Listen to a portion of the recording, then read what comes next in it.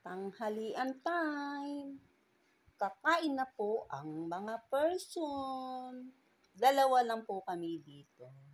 Ito po yung aming ulam, paksiw, tokwa,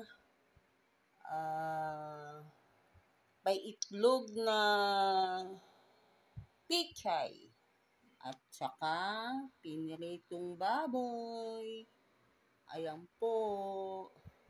Kain po tayo.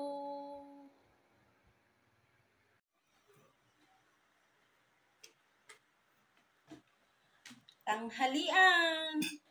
Kain po. Kain po tayo. Ayun. Mukbang time. Masarap po magkamay. Ito po, pichay na may itlog.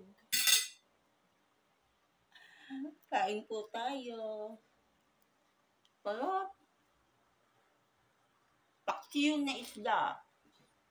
Yan. Paggabi pa to. Hanggang ngayon. Ang aming kanin ay red rice. Saka tokwa. Isasawsaw sa suka.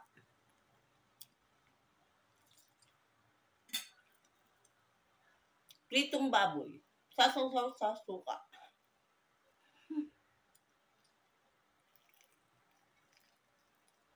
Sarap.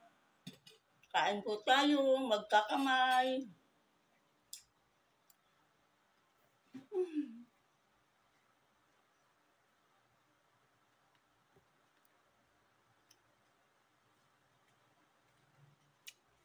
Thank you for watching.